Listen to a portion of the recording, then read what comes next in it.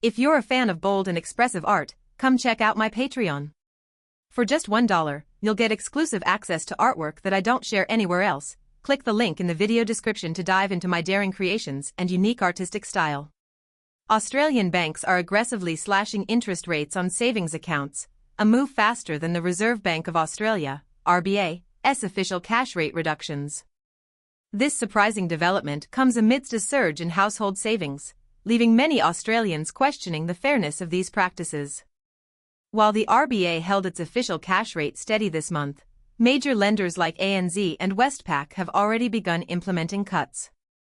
ANZ, for instance, recently lowered its Progress Saver account rate from 3.5% to 3.4%, a seemingly opportunistic move considering the RBA's unchanged stance.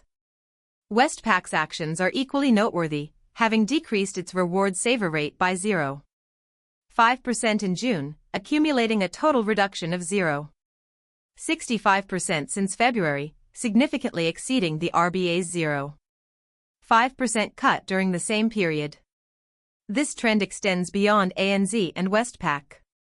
UBank, for example, has implemented a far more dramatic reduction of 0.9% over 2025, bringing its savings rate down to a mere 4.6% while simultaneously introducing temporary bonuses for new customers and raising the account balance threshold.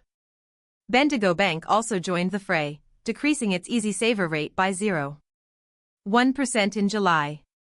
The pattern is clear: major lenders are prioritizing profit margins over customer returns, capitalizing on the current climate of increased household savings. This strategy is particularly evident in the disparity between rates offered on standard, unconditional accounts and those with attached conditions, with the latter also experiencing rate cuts as banks seek to minimize losses. The consequence? A dwindling number of readily accessible high-yield savings accounts.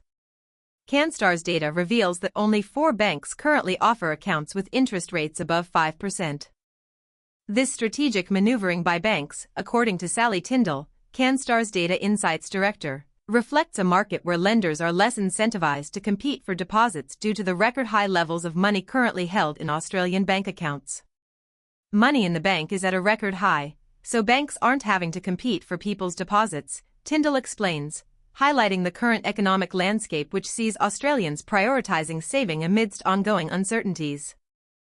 Guardian Australia's previous inquiries into these rate reductions, particularly the shift towards conditional rates followed by cuts to those rates, have drawn responses from banks citing market pressures and the need to balance the needs of both borrowers and savers as justifications. However, the increasing volume of savings, a direct result of easing cost of living pressures and a rise in the proportion of household income being saved, suggests a different narrative. National data released in May confirmed that the savings rate reached its highest point since 2022.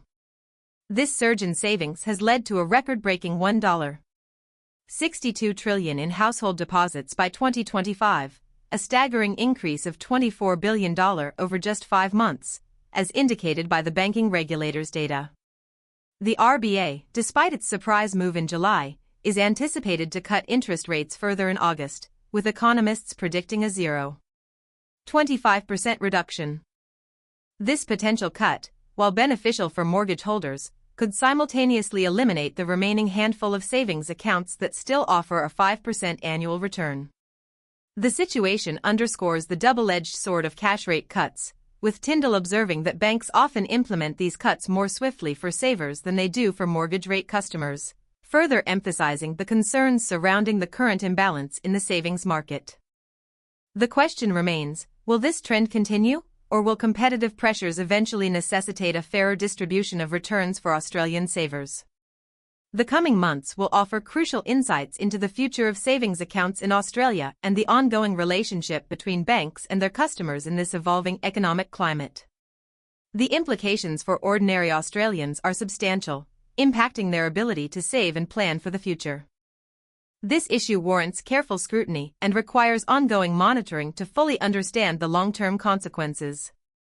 The current situation highlights a significant disparity between the actions of the RBA and the major banks, leading to concerns about the potential for exploitation of a favorable economic climate for the benefit of the financial institutions. Furthermore, the strategic shifts employed by banks, such as prioritizing conditional rates over unconditional ones, raise questions about transparency and the extent to which customer interests are genuinely considered. The story continues to unfold, with the interplay between economic indicators, RBA policy, and bank strategies shaping the financial landscape and impacting the savings of millions of Australians. This situation demands continued attention and analysis to fully assess its impact on the everyday lives of Australian citizens. The ongoing imbalance presents a significant area of concern that will undoubtedly require further investigation and public discussion. The future of Australian savings remains a key area of focus, with the disparity between bank actions and RBA policies necessitating continuous monitoring and analysis.